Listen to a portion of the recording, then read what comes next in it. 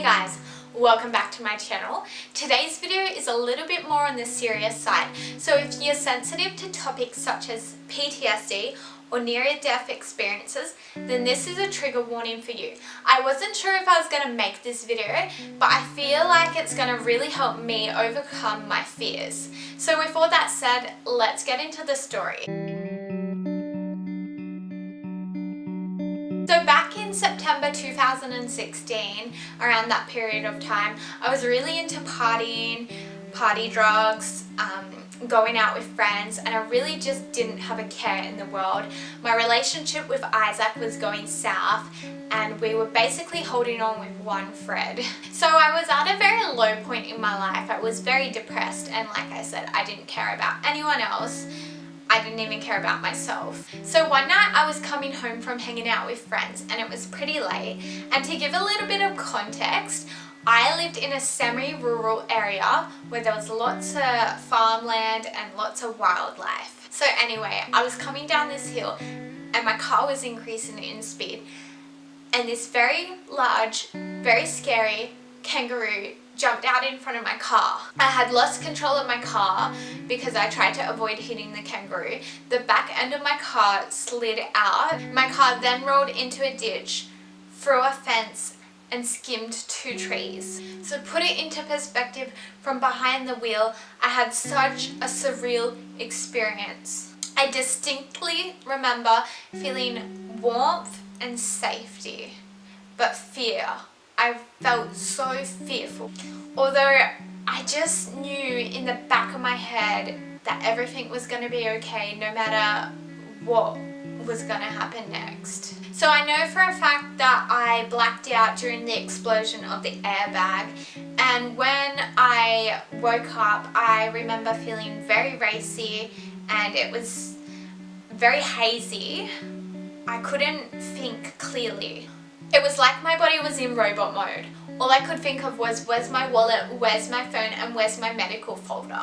So as I said before, I had rolled my car. So when I went to grab my wallet, phone, and medical folder, I undid my seatbelt and my body came crashing down to the ground. I was so full of adrenaline that I didn't feel a thing. I had no idea if I had injured my body. I didn't even take that into consideration. However, I was starting to freak out. I could start to smell the burning rubber and I was so scared that the car was going to explode. So I had to get out. The doors were crushed in and the only way I could get out was to kick the glass. I don't know how I had the strength to kick the glass, but I did. I climbed out and fell as it was a 2-meter drop from the driver's side. When I got out of the car, I looked around and I saw nothing. It was pitch black and I had no idea where I was. I could not think. My mind was racing all over the place. So I called the police and made a police report, and they said, do you want us to call an ambulance? And I said, no, I'm fine. Like, I'm not injured. At this point, I was so full of adrenaline that I had no idea of any injuries. I couldn't even think of potential injuries. So I ended up calling Isaac and saying, can you pick me up? I'm not sure where I am. I know I'm not far from home.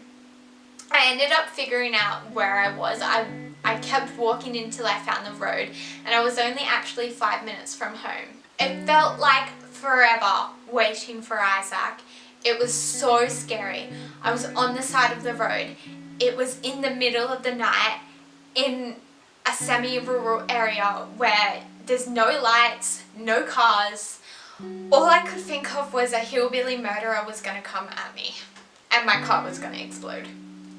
Isaac finally arrived and he sussed out the situation. He was in utter shock. He was just grateful that I was alive, and he ended up taking me home. He put me in the bath and I realised that I had a really bad burn on my arm from when I jumped out of the car.